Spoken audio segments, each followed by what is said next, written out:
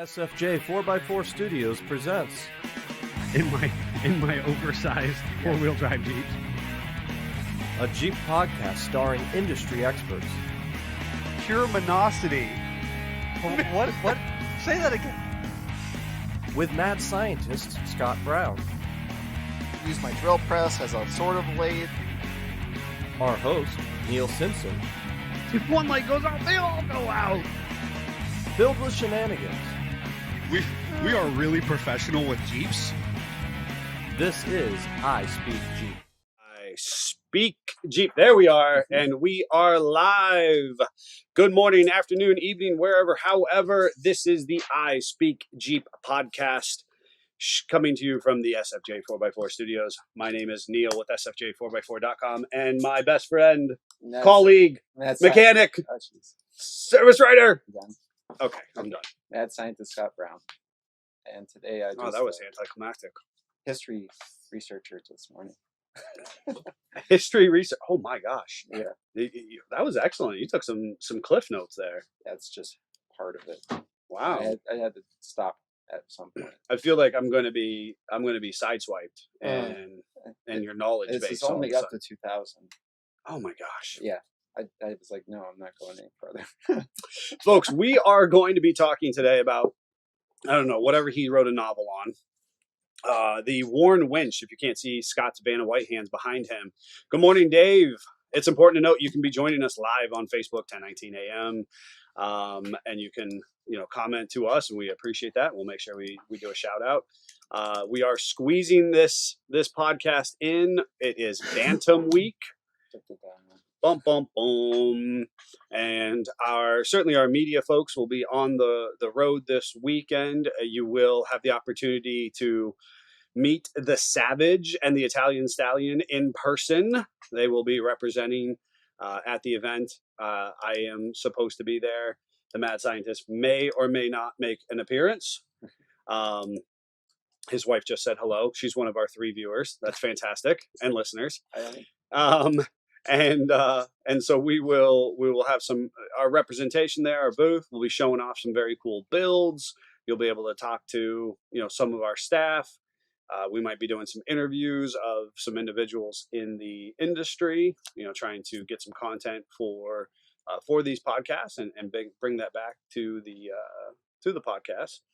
And having and of course our topic is today going to be Bantam. We're going to tell you some stories. You're going to want to pay attention to that. And we may or may not do a game because quite frankly, we're real busy. And part of the reason why the Mad Scientist and our performance mechanic Greg and whatnot will not be specifically attending. Other people, we're not bringing as big of a show, any of my family or anything like that, is because we need to maintain our progress here. Jeep's got to get done and out the door. Jeep's got to get done. Yeah, they got to get done, and it has been keep a fight. Up, then we got to get those ones in. They keep, I got to be honest. If you're watching right now, and thank you so much for your continued support. But if you're listening, I literally told 2 more people over the weekend. They were like in my inbox pleading to get the Jeep in, and I was like, I cannot help you right now. Yeah. We don't like to do that at all. We don't. And there are people who have, and these are people who haven't they don't have product here and inventoried. We have people who have product here and inventoried for their build, for their job. Yep. And have not had the means to get to them just yet. We're just a 4-guy shop, so it's yeah. Party at the Jeep Invasion. Chuck, you are welcome at our booth. We can party as much as you'd like. Which will probably be pretty lame if it's us. If it's us, we have pretty low standards. I'm a fall asleep on the couch kind of guy. If you want to talk about the finite minutia regarding suspension articulation, we can put you to sleep. Suspension unload of coilovers, yeah, we can do that. We can do that. Wow, a lot going on. So we've got Bantam. We've got a history lesson from the Mad Scientist prepared over there. I think is it about the product in the background? It's about Warren in general. Warren Industries. We have a Warren VR series winch behind us, and so those of you who are listening in, we're going to talk a little bit about that. Of course, we'll always talk a little bit about what's going on in our lives.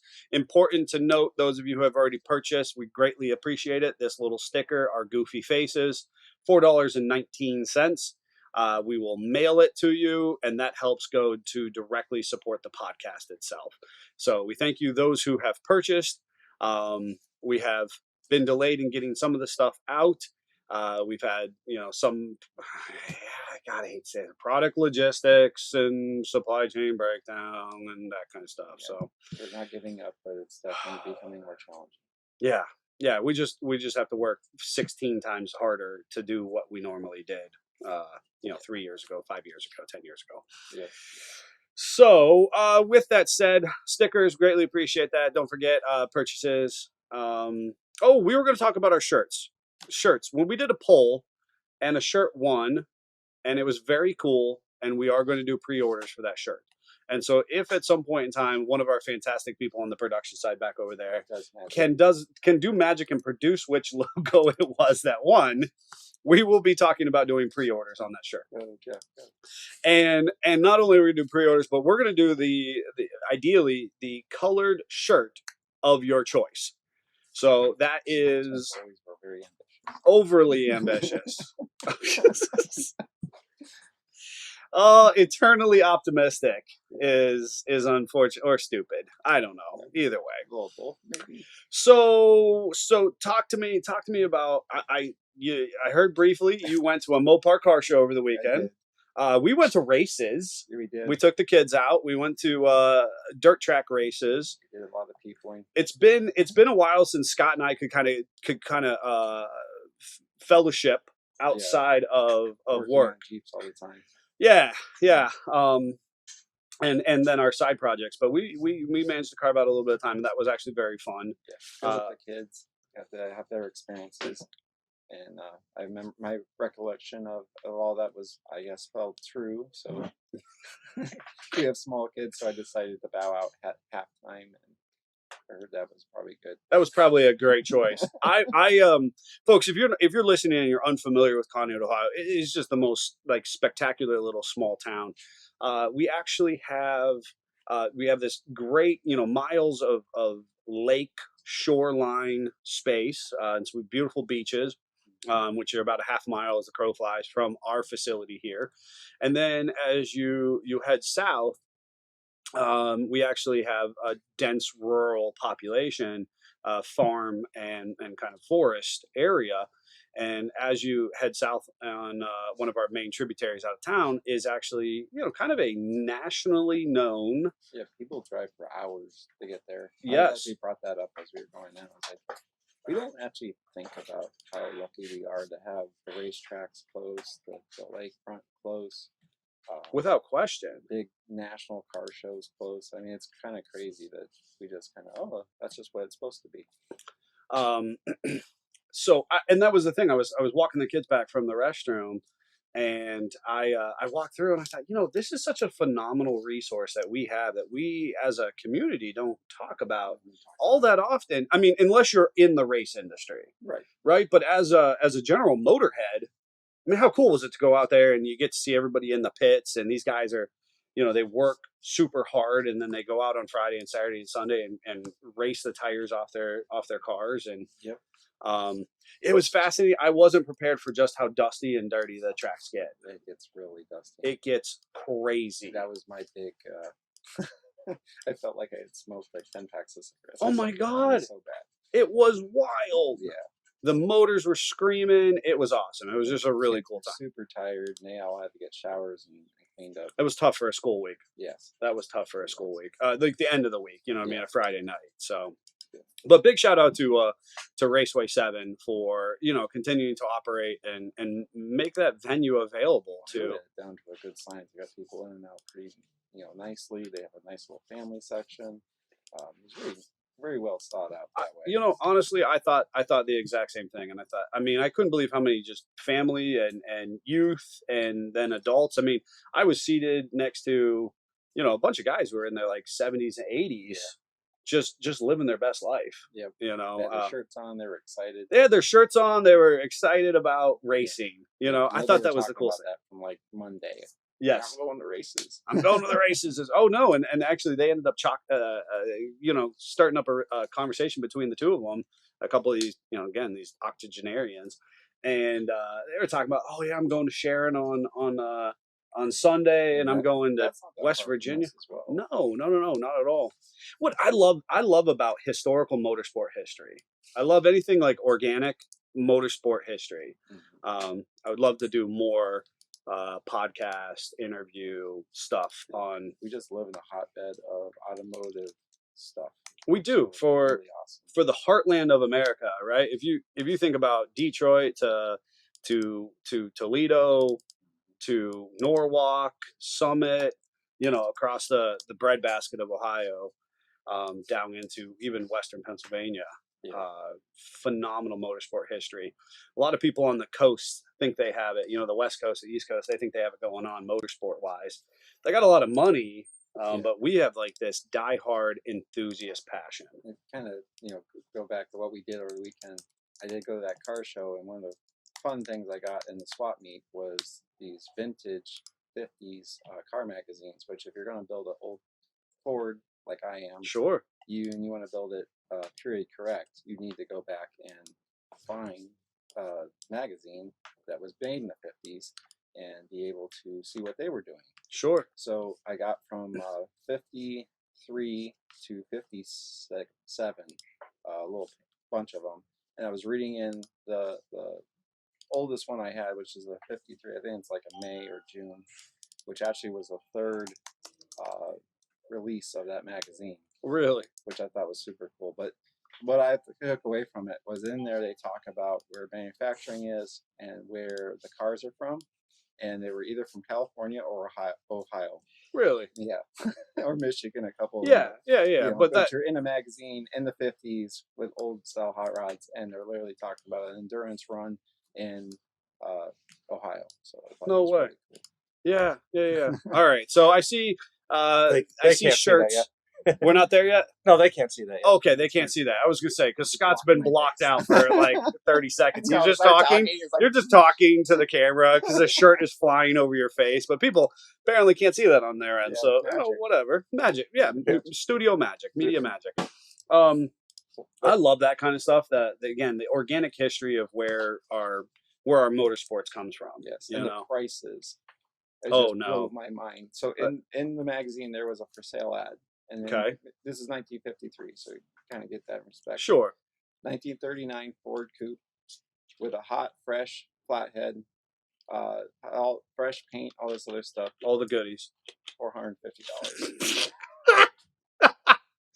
Oh man, if Grandpa still had that tucked Oh away in my the barn, goodness. right? Intake manifolds now go for like $300-$400. They Yes. were in there for like $15.15. Yes. Like that. It was Oh crazy. my God, I love it.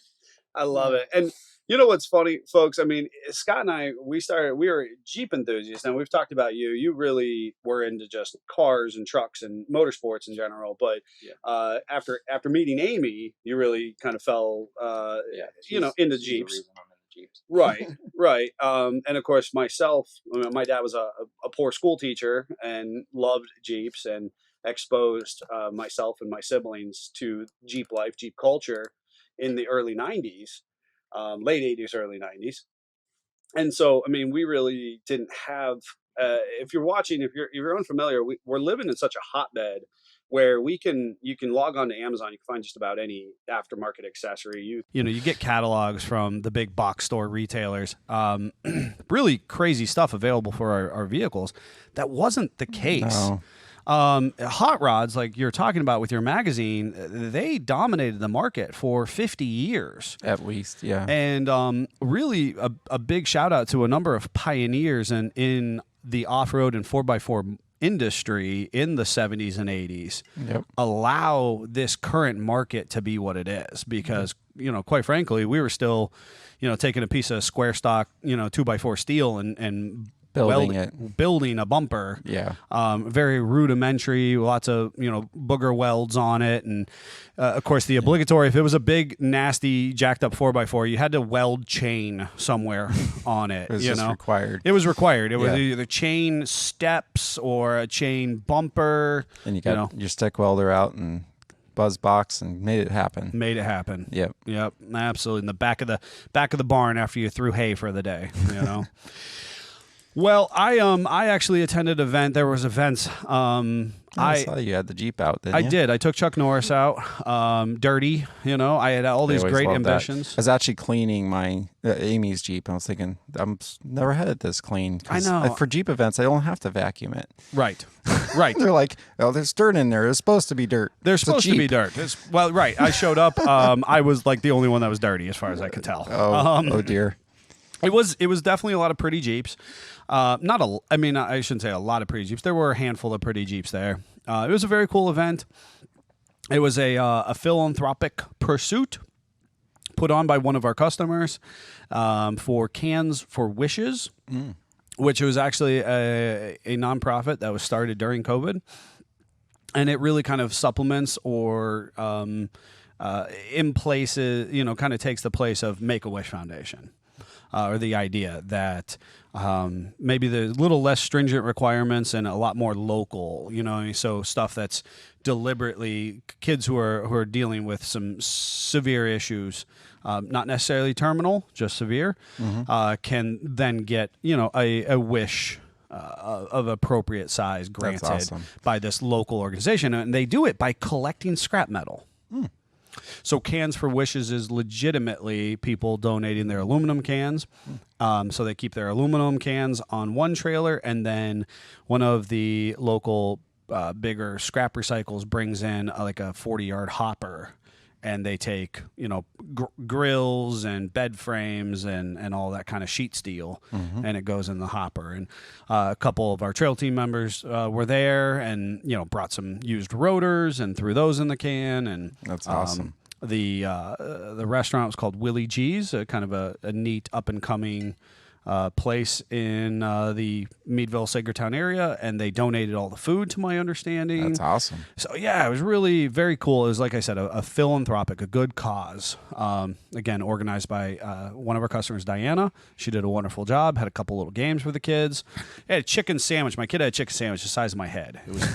It was a great deal. It was a great deal. But there was Andover Jeep event. There was Freedom Crawlers went out this weekend. It's becoming a challenge because there's like 50 things every weekend now. And that's what I'm saying. Like 20, 30 years, 10 years ago, there wasn't that many events that was kind of taking our time. Especially this year, everybody wants to go out and do stuff. You know, they've kind of been pent up for the last couple of years, so they got this itch, and so everybody's excited. And that's actually probably going to be an excellent segue into Bantam. Do we have anything prepared otherwise, Jeffrey, before we transition to talking about at the shirts? I have. We're going to look at the shirts. For those of you who are viewing live, or if you're joining us on YouTube, these are the shirts that per your polling, and we did an email campaign. This is the I Speak Jeep. Has the little SFJ 4x4 logo under there. Has our little established date. We are actually pushing 10 years full time, which is a 10-year anniversary. But honestly, the business was started as a part-time, you know, probably 6 years prior to that. So you're getting the handprint, the wave. I think it's going to be a very popular shirt. Yeah. You can see it's over here. There. Oh my gosh, I can't figure out the camera. Right there. There's the wave, and it'll be on the shirt as well. And I think people will dig it. Yeah, I knew Chuck. Chuck, that was all you, man. Yeah. So yeah, sweet yellow shirt there, and we have a local guy who's going to be making them. So we're going to do some pre-orders on that. And we'll have some black, just some plain blacks available as well for purchase at the shows this summer. Speaking of shows this summer and talking about how hard it is to kind of prioritize going places, Bantam Jeep Heritage Festival in Butler, Pennsylvania. And so honestly, per our banner that you'll see behind us, actually I kind of get out of the way over the phone number. You can see. We got a Bantam grill. We have a little Conneaut, Ohio thing. This is so confusing for me to do this. Boop. Could you imagine if we were doing green screen right now? Oh boy! And I'm gonna drive. This is really challenging. He's driving like a Jeep. I'm driving. You just went through like 50 people's houses over there. Anywho, we have a Bantam Jeep grill there, right above Butler, PA. We got a Toledo one there too. Don't forget, Yeah. folks. All right, so we're not indescript in our representation of the breadbasket of Ohio here. No, We have a Bantam grill. Do you want to tell us why we have a Bantam grill? because that's where Bantam Car Company was located. What is Bantam Car Company? Everybody's like, don't they make trailers? They If do. they do know it at all. So Bantam was this little bitty car that was ahead of its time and was looking out for the fuel mining costs when nobody else cared. Everybody else was so driving true. around in Cadillacs with V8s. That's so true. And these people were driving around these little tiny cars with 4-cylinder engines that were literally this big. Yeah. Literally, they were a shoebox. Yes. One of my good friends' dad actually has a Bantam Woody, and you could almost put the whole Woody inside of a CJ7 tub. Mm-hmm. It's so small. Mm-hmm. Really cute little cars. And my earliest memory of a Bantam is we used to go to this car show in Medina, and it was a yearly car show, and this guy had a 46 Ford that was tubbed out. That was all the rage in the 90s. And he towed a trailer with a Bantam on it that you could almost put a golf cart on. Really? And he used the Bantam to drive around the showgrounds. Oh, like a golf cart. Like a golf cart. Like a golf cart. It was a little 2-seater It got convertible. reserved for his golf cart duties. Yes, and I remember looking at it as that's a child. I'm thinking that car's my size. I could drive that. I could drive that, so it It's like made me interested in it. But they later on were one of the three that decided to make a prototype for the military. And They threw their hat into the ring with Yeah. the military contract. they ballsy did it. And the funny thing is they're the only ones that actually stayed to the letter of what They the Jeep followed was the rules. supposed to be. Yep. And because of that, they didn't win. Sadly. They did. Well, they got the trailer contract. There's still salty people about that. But Willie's blatantly ignored the rules and just made something, and it outaccelerated everything else because it had more horsepower, which we're talking like 40 to 60 horsepower people. So it's Yeah. Put it in It's perspective. nominal. yeah. So, and what's really neat is there's actually an active push to the Bantam Car Company factory still stands, right? So, as I kind of stand on my soapbox of this vintage motorsports, kind of chant, and we this past year we lost the AMC building, which was this iconic building. Super neat structure. There's a big bunch of structures up there in Michigan that we're losing. That Correct. Are just so They've they're just so fallen. large and they're so disrepair at this point. Correct. They've fallen into ill repair, and unfortunately, time has marched on from their ability to be revived. Yeah. And here we have this piece of iconic vehicle history, and that factory still stands. And I understand they're actually pushing to have a full functioning museum. That would be awesome. In that space. And so there is some things you can already do out of that space, but I understand they've been it has an elevator inside to take the cars up and down to the manufacturing floors. Again, ahead of their time, right? Carvana now. And That's actually more common than you think. A lot of dealerships literally had dumbwaiters that you could put a whole car in, Yes. and like their wash bay was on the 3rd floor and that kind of stuff. So yeah, pretty cool stuff that we do as a as a society, especially when it was in cities, right? Yes. In towns, and you had to build. We grew up in rural, so we're just used to like, you just go over here where it's nothing, and you build something and you make it big, and Sure. and it works. Out in other places, they had to build up to allow it to you work. think about that if you put it in historical context, right? So all these companies who were built in the teens to the 40s, who kind of really hit their stride, I mean, they have an engineer, a builder who's tinkering in the early 1910s. And then they're 20, 30 years in, they've got a big company at this point. We didn't see suburban sprawl until the 50s and 60s, right? Yeah. And so all of these very cool structures were built in that first 40-year time span. They just didn't have a lot of room. They didn't have a lot of room. They had to build more they could. And so Bantam, if you're unfamiliar, just kind of generically means small, right? So there's a Bantam chicken, there's a Bantam car. It's It definitely is. We should have had a picture ready because they are tiny. So here's the thing. Let's go back in our time machine. All right. The year boy. is 2010. All right. And there's a club. Huge shout out to HRJA. Right. And they are still in a semblance of operation, to my knowledge. You can still pay dues.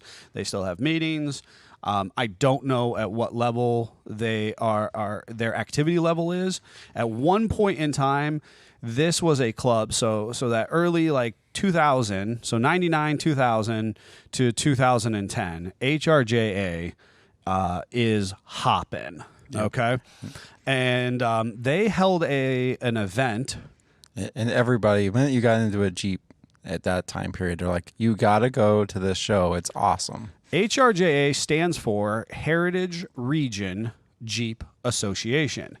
Now, I would love to know if somebody, one of our listeners or whatever, actually was kind of around, involved in HRJA at that time frame, because I wonder what heritage I know it had been around a long time at that point. And they had, and so I'm just wondering, is it because obviously we went from all of the race era of the 80s and 90s, yep. and then we get into clubs and trail riding in the late 90s, the 2000s. Yep. Of course, there were clubs. It's important to go back to the 60s and 70s. There was actually Jeep and off-road clubs because car clubs and motorcycle clubs were really booming. I'd say even back to the 50s because you had the flat fender clubs that would go out and do westerly trips and stuff. That's true. All right, but this is not about them. We'll have to have that. We'll do a little Another more podcast. research and do a good podcast on the historical perspective of our industry. What I can say factually is there's this show happening in Newcastle at a little park. Yep. And for one weekend out of the year... Was it one day?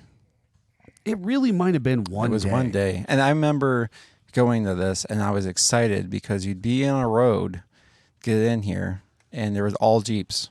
Every vehicle in the line was a Jeep. It was a little windy road through some wooded area. Yep.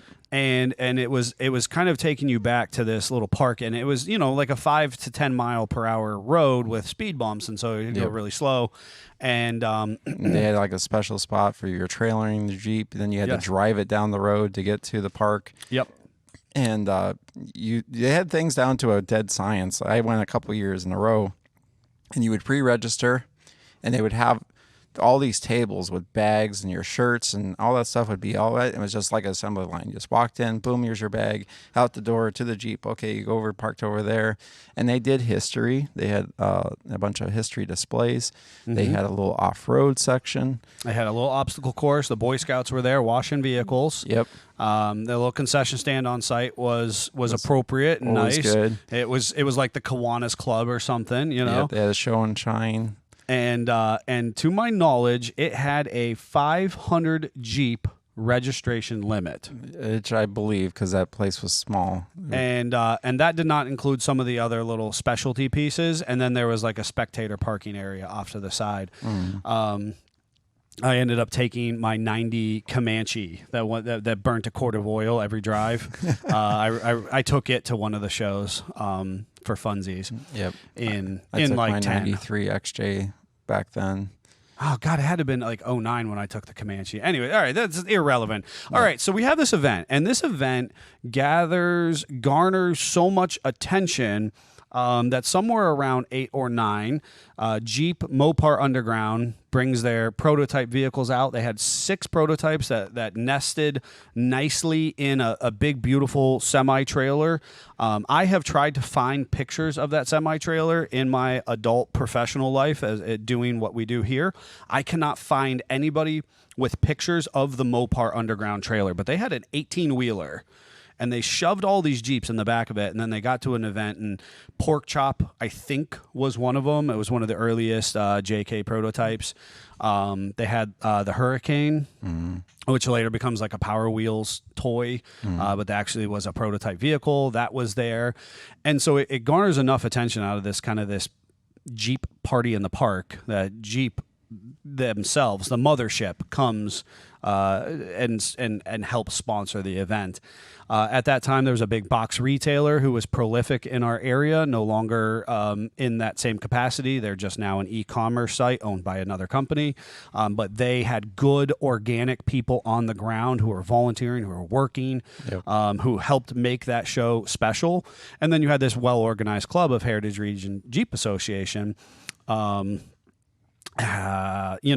their thing. Now, again, that's in Newcastle. So I'm going to kind of on the map. Those of you who are listening who can't see, You're still in Ohio. I'm moving There, over you're just a in- little we're in bit. Pennsylvania now. We're here. We're on the border-ish, We're right? at the fender. Now, here's appropriate to know. At the same time, I get really excited about this. There is this club, super old school club, out of the York, Carlisle area. If you are a motorsport, if you are any type of gearhead, you know how prolific Carlisle, Pennsylvania is everything. For everything, right? And they were booming. Carlisle is just, again, when we talk about, Ohio, so from Detroit down through central Ohio out into Carlisle, arguably, just how amazing that is for motorsports. There's a club out there called York, it was PA Jeeps.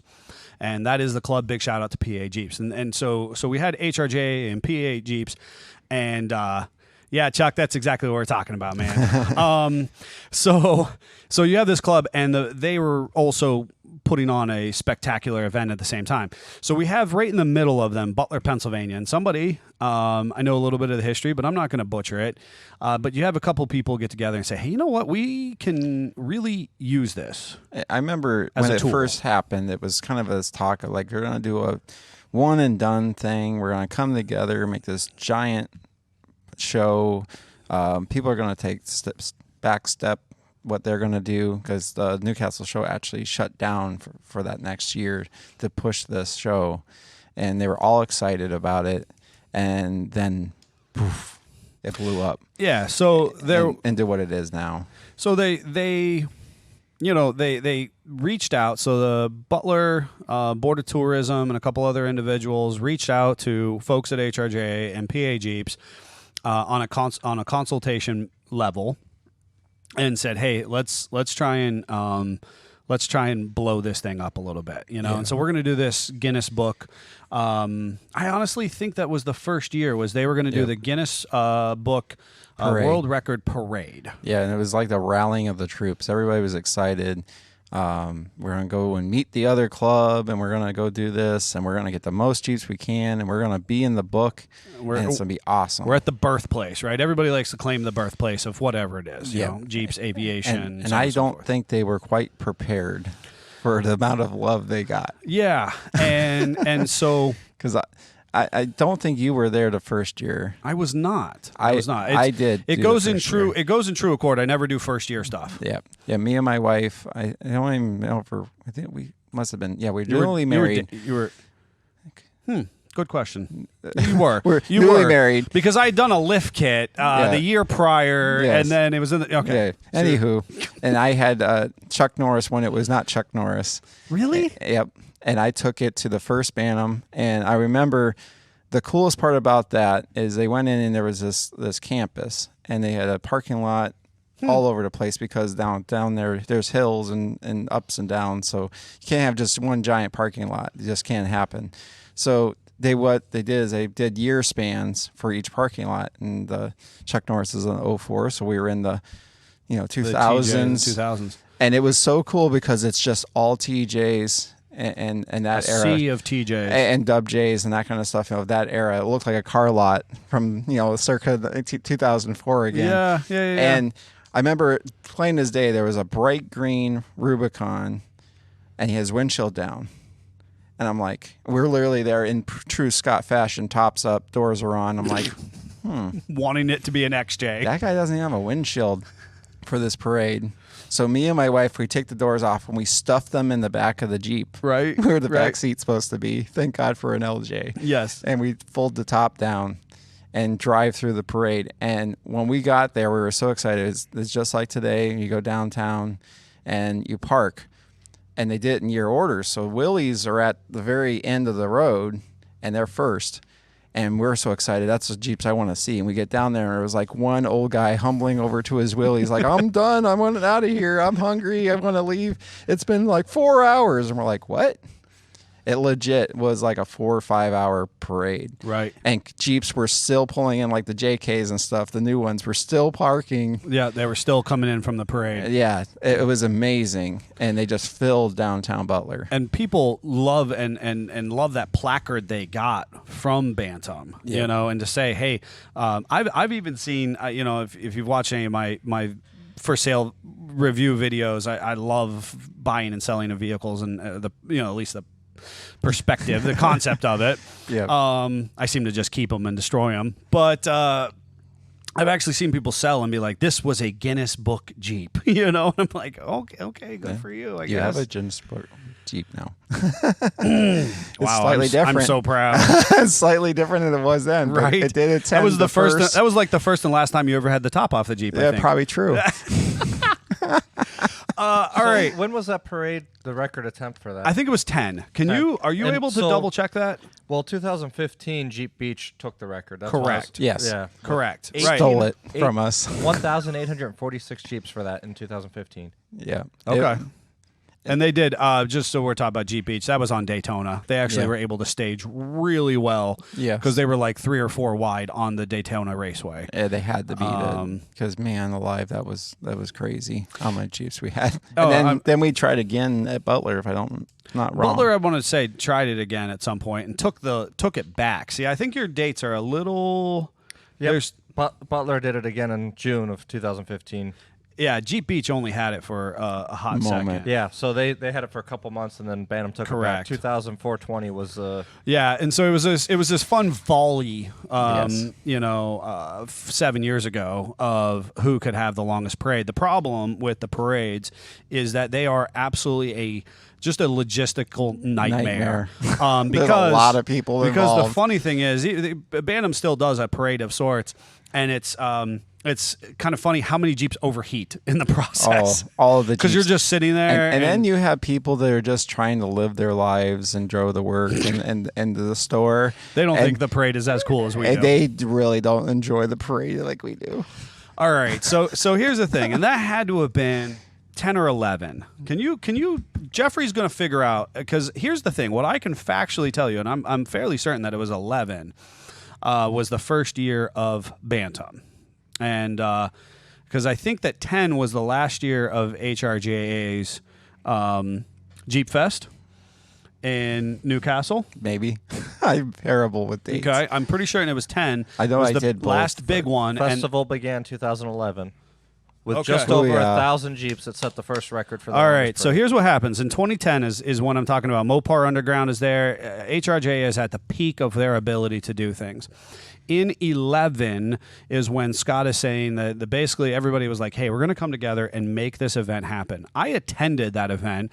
It's actually where I met the world famous Zach Heisley of the Z&M Jeeps and other endeavors. Super crazy experience there because I thought he was just the grumpiest old dude. As they all are. And yeah, Zach, I said it. So Zach's not that much older than us either. No. So I was there. I attended in 11 in a 97 in the Georgia 97 that I had. So that beautiful rust free that you destroyed in your driveway. I took that XJ because I had actually just wheeled Meridian Off-Road Park. Like the previous weekend, I wheeled Meridian Off-Road Park. I was living in Pittsburgh. I drove back up to Butler because shout out to Meridian Off-Road and what they used to do for the off-road community of Western Pennsylvania. And so I was at the Great Butler Fairgrounds. All right, so here comes 2012. And I had been doing SFJ part-time for 6 years. Built a pretty good business on, like Craigslist and eBay and, little tchotchke website. Wow. Old guys like being on, us old guys like being grumpy. Ken Kushner there. We're Direct well quote. on our way, Ken. Yeah, Ken, we get it. We peopled a lot this weekend. Yeah, very grumpy. So here's the thing. I'm working the Jeep life as a heavy part-time operation. And if you don't know my personal story. I lead with the fact that I was fired. I lost my job. I was fired. I was deemed unfit to do the task that I had been hired to do. It was a huge ego blow. Had never failed at anything to that point. But he had a side hustle. But I had a side hustle. I actually had two, but this was the one that had kind of commanded the most of my attention. And a huge shout out to my wife and then my family who tremendously supported my addiction at that point. We had known each other for 6 years. Had already been working loosely. You were my best customer, as we'll always say. Yep. And so I had like 2.5 weeks. At that point in time, it's important to know Bantam was actually in August. Bantam has only been, I shouldn't say only, they've been in June longer than they've been in August. But previously, it was an August event so as not to interfere with other events happening in the country. I believe HRJA was in June, York was in July, Bantam would be in August was their plan. So if they were going to do a second one, right? Because that was the whole idea. If there was going to be a second one. So here's the thing. I have no money.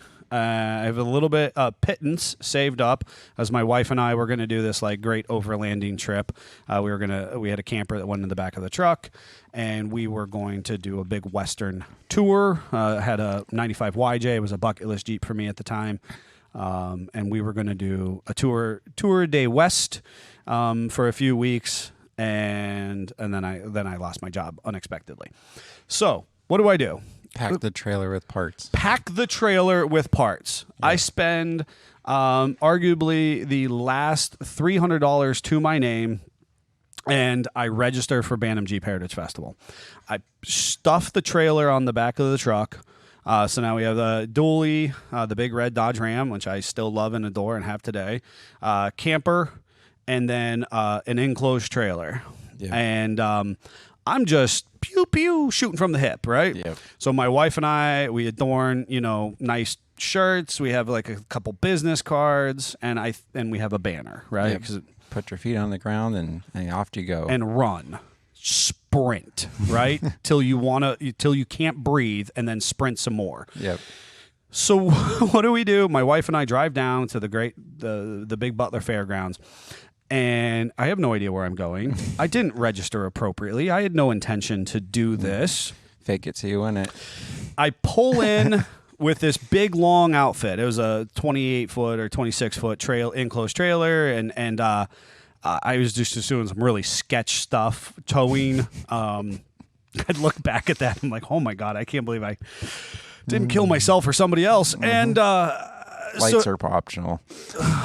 Lights, appropriate tow. I mean, the conversations that people have on social media forums about like towing and tow rating. Thank God that was not available then.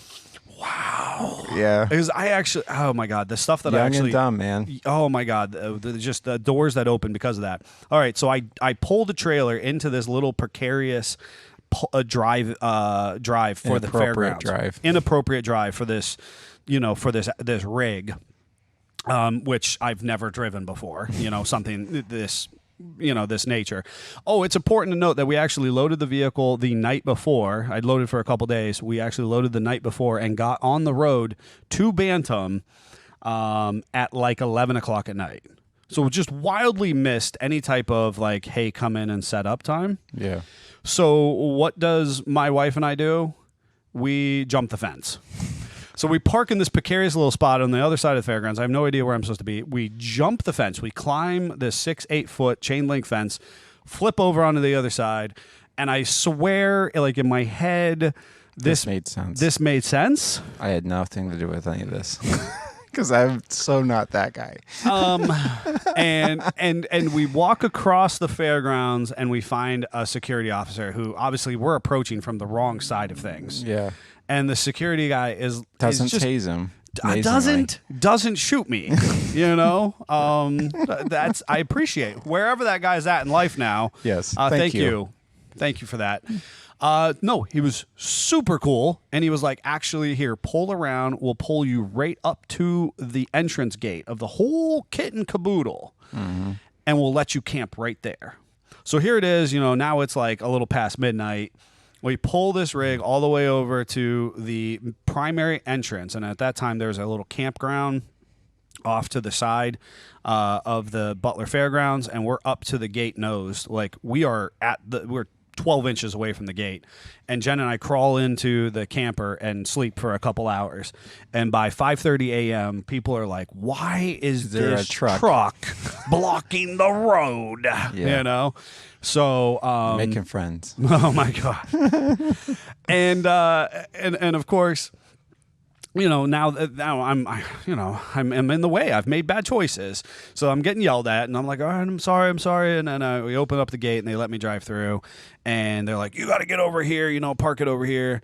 And where's your registration stuff? And I'm like, I don't know, I did it online. I'm sure it's good, And they're like, BS, So.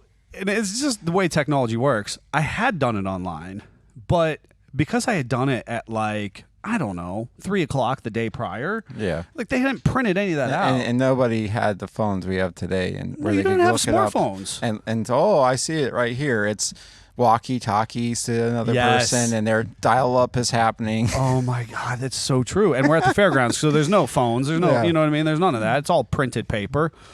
And I go into and they're like, well, no, you need to pay for it. I'm like, I don't have any money. I spent all my money getting here. Can you let me in? I'll sell some parts, and I'll I'll pay trade you. you some Jeep parts, Listen, they took me over to the flea market area, and we opened up. We had a great display. We got all this good product out on the ground. My wife is looking at me going, like, oh, my poor husband. You know what I mean? She's thinking I'm going to get, laughed out of here or whatever. And we threw all these old used parts out on the ground as far as she was concerned on tarps, and we did it. We've just always done it a little different at SFJ.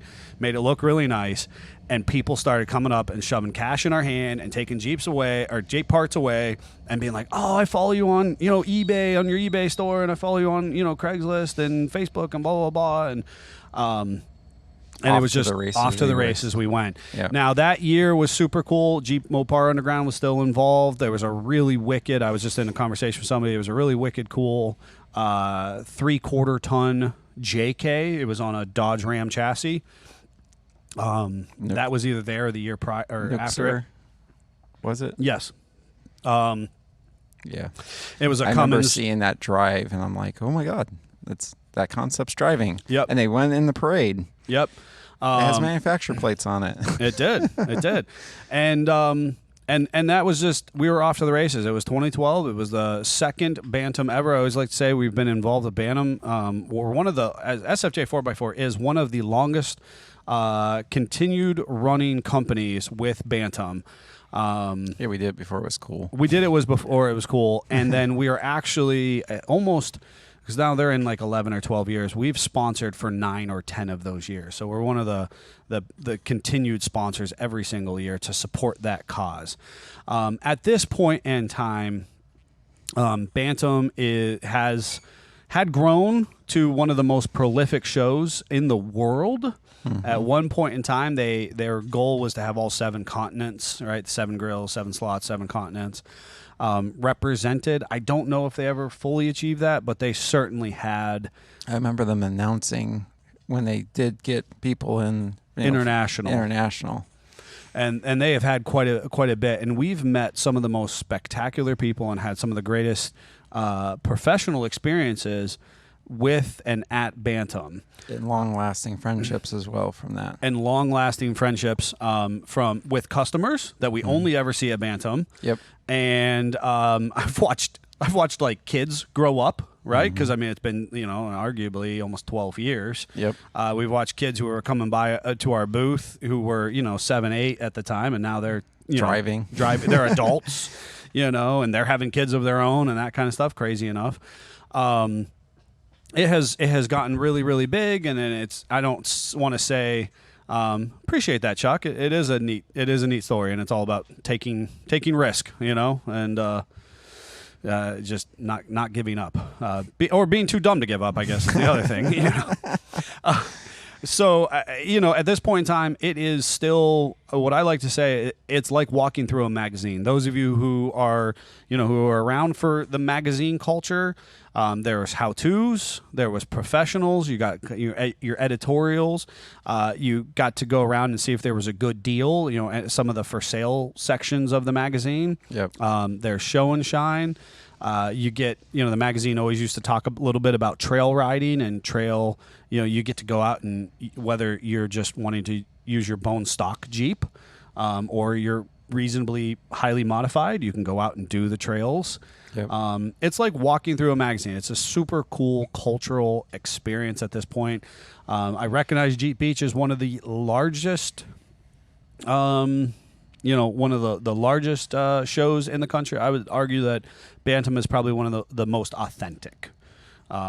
I do certainly give a lot of props to All Breeds, which is that show that's still ran by PA Jeeps. They probably, in my opinion, are the most authentic. Yeah. But they don't have the same maybe backing as No. as Bantam does at this point. No, but you get the feel, the small show feel that Bantam is at this point so large that it's a East Coast show. Sure. And All Breeds is more of a local or regional show. It used to command a ton of people, a drive-in for All Breeds. Let's argue they still do. Oh, I think they still do. I think it's just there's a certain number of shows that have kind of swollen to a level of cultural expectation. I know there's some other podcasters who are literally coming from like Seattle or something, coming across the country for Bantam. And I'm like, It's crazy. it's crazy. It's our home show. You know what I Yeah. mean? We're happy to have supported it for 10 years or better at this 10, 11, 12 years. I don't know, something spectacular. So we're fortunate that it's in our backyard. If you have the opportunity to come out, do come out. There's absolutely something there for everyone. If you are unhappy, it is not because of the show. I promise you that. There's so much stuff. There's to do so there. much stuff to do. It's what you make of it. So, not the most technical trails was their big criticism. So you know what they did? They went out and bought like 500 acres and built trails, 2 miles away. Yeah. So good for them. Just keep building what makes sense. And you know what? A big shout out to a particular individual. Her name is Patty Joe. Patty Joe is the event organizer since darn near day one. She is not the originator of the show. She is the event coordinator organizer, and she has built herself a fine running machine there. So props to her. Anything you want to add to our shows, or do you want to talk about us like sleeping in trailers, sleeping under trailers, showering? What about the egg? Showering naked in the field. That's right. That happened. Yeah. You Blowing up a transmission. Oh, on my you blew up your XJ. transmission. You were so salty. Yeah, I was. Because you were coming down the road with that fiberglass egg. I got off work. We're going to find a picture of this horrible little camper that Scott thought was appropriate to put in our booth at some point in time. It was great. It was all fiberglass. No, I know now. It was a ball. It was. It looked like Mork and Mindy sort of ship things. Dating ourselves talking about Mork and Mindy. So. Oh my God. Anyway, it was a borrowed camper. It was last minute stuff. And I hooked onto the back of the XJ. Was not prepared. Jeep did not like the hills towing that camper. And the camper weighed like 55 pounds. I don't know. Jeep was not happy, and that's why that Jeep now has a 5-speed in it. That's right. The transmission was saying no, thank you. Yeah, and Greg called it home like a boss with his. Yeah, that's right. Yep. That's right. Yeah, we used to sleep in trailers and in bed of pickup trucks. I remember Bethy in the back of her. Beth in the back of her pickup truck. I forgot about that. There was the Marines who woke up one morning and Beth scared the bejeebers out of them. She kind of came out of the camper looking like Medusa. Just hair every which direction. They made sure you were up. Let's just put it that way. Oh yeah, the Marines. I've got to be honest. Big shout out to Bantam. The piece that attendee never knows. They have the cleanest porta potties of all the Jeep shows in the country. I guarantee that.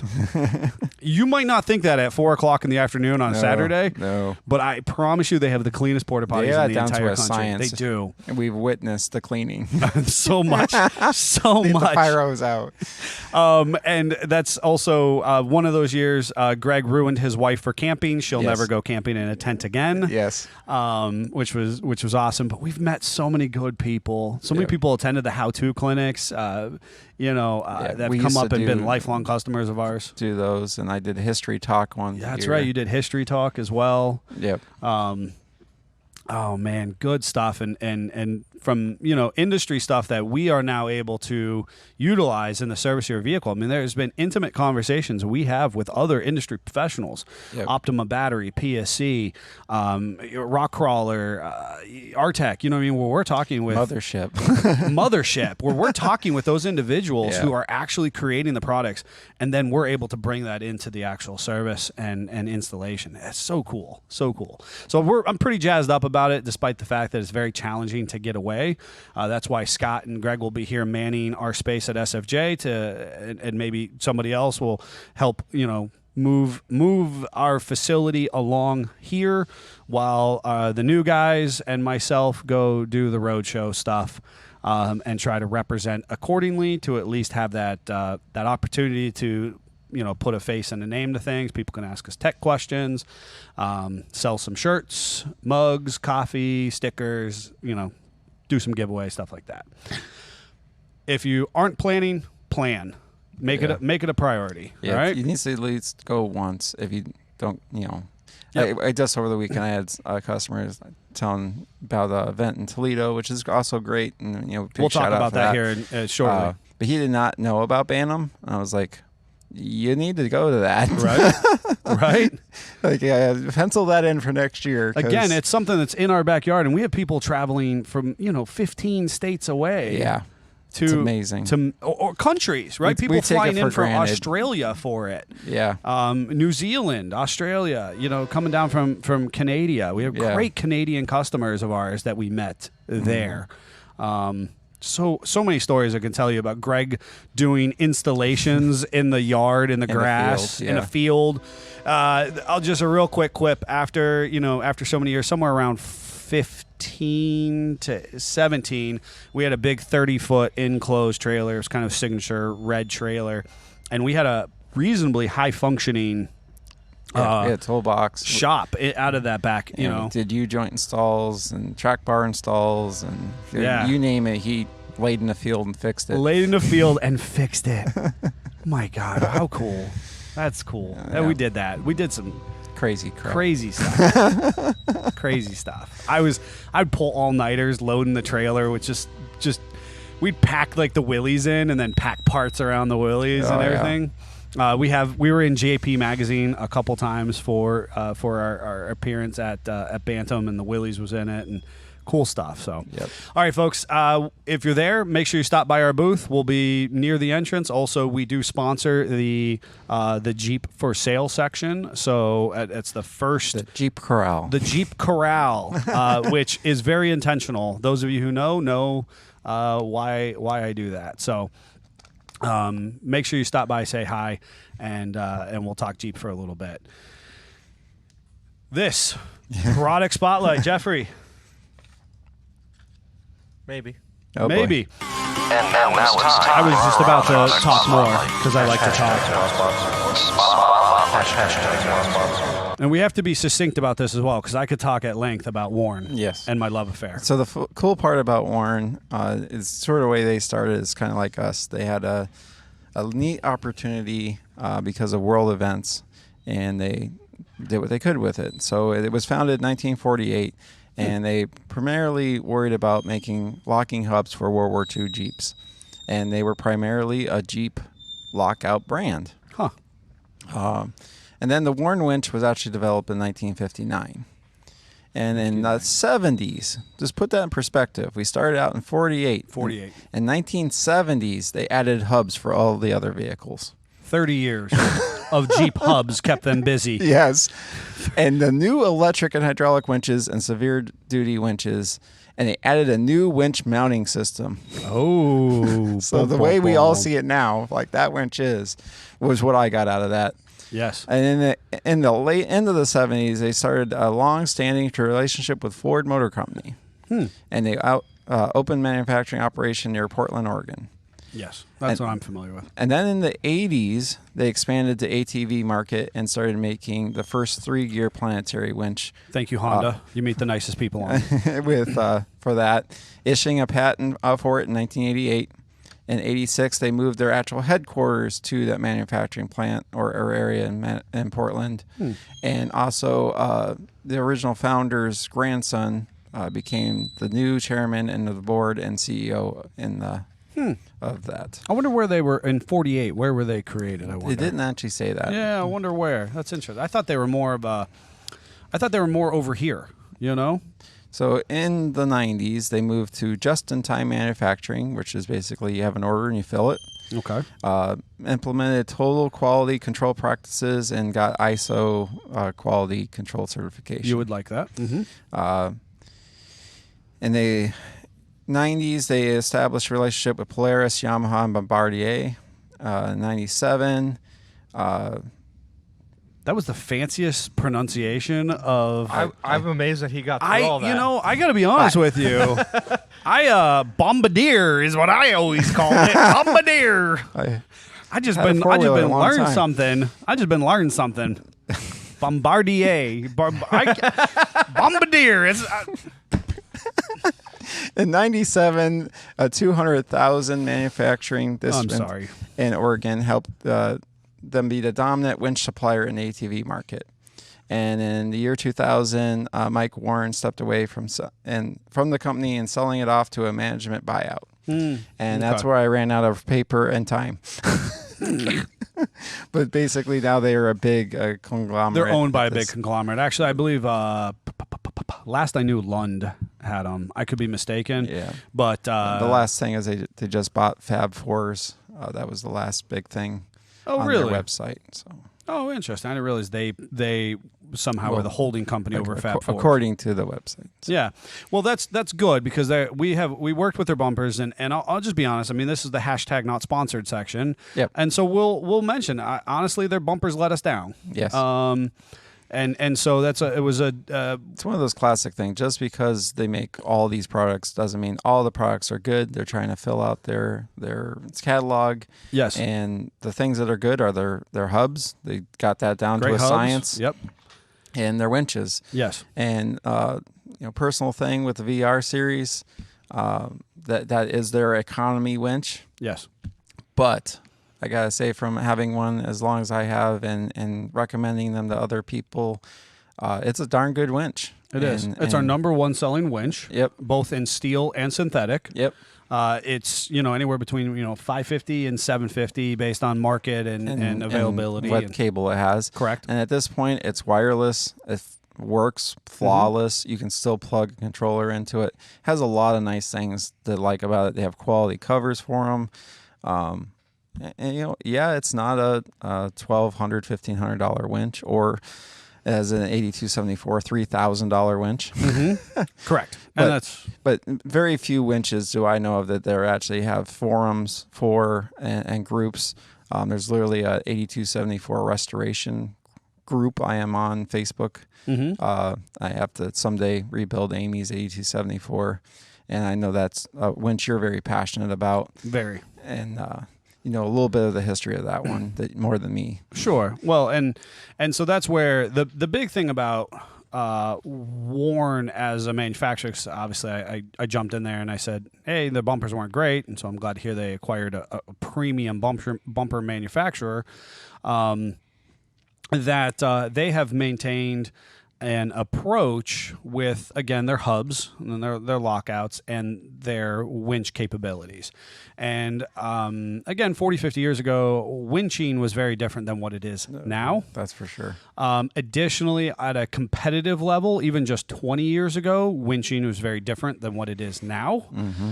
And if you don't know what I'm talking about, what the average Jeep owner, right? And so you go to, and I love a Harbor Freight badly Badlands winch. Don't get me wrong, right? So you go to Harbor Freight and you buy a $300 winch. There's a big box store, big name in the winch industry. For around the same price, $300-$400. That winch goes on the front of your Jeep, and you line pull half a dozen times. 3 times. 3 times a year, right? Yeah. And so long as that winch does not seize up in that process, let the smoke out of it, or let the soul doesn't flitter out of the and winch. That's what their warranty then. That's why the warranties exist. Yep. Then the average Jeep owner is perfectly satiated by that $300 winch on the front of their Jeep. Now, if you happen to be a guy that likes to be away from people and bury their Jeep to their axles, then you might want to. Your needs are higher. The consistent operation of the winch is greater. 20 years ago, when competitive trail riding was really popular, and the idea was that you had to get to point A to then point at point C to come back to point B. Yeah, and you have like seconds. You have seconds.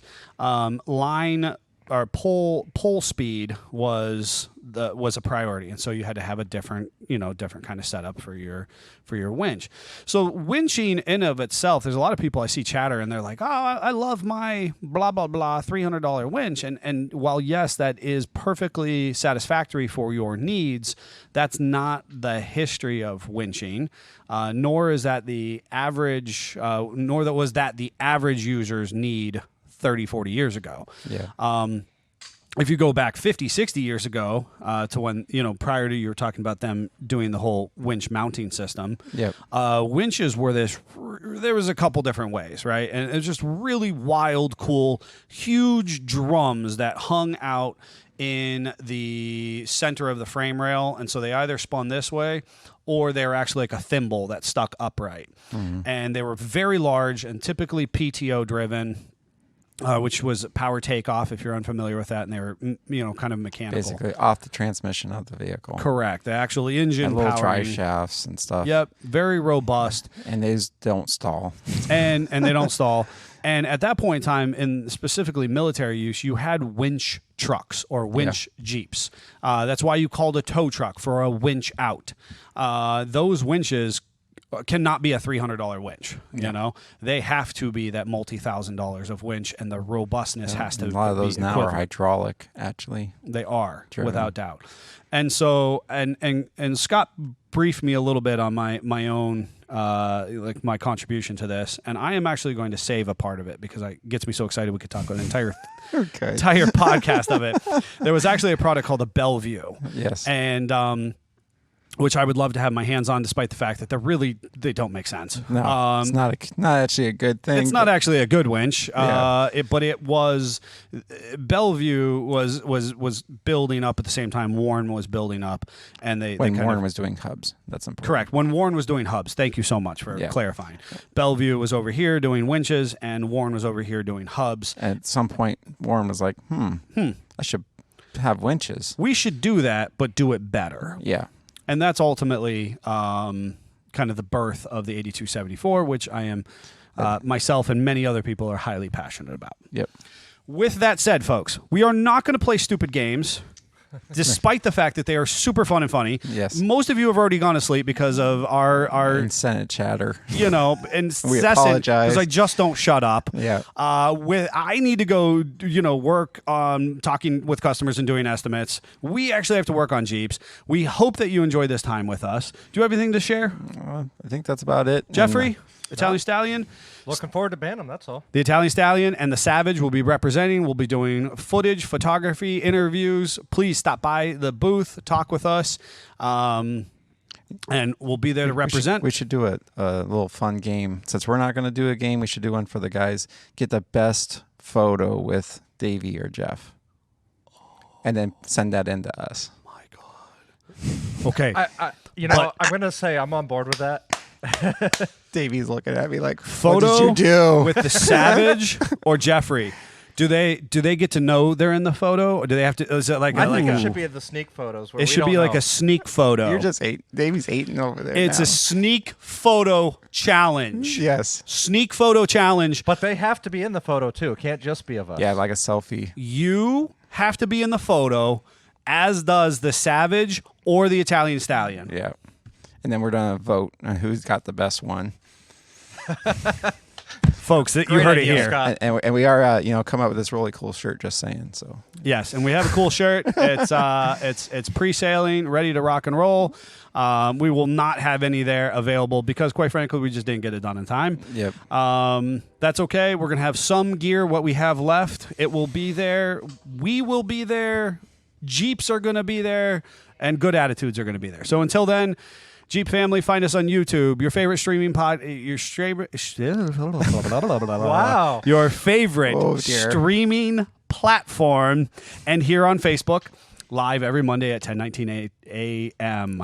That's it. I need more coffee, and I need to do some estimates. Until then, Jeep family, Jeep on. Jeep on.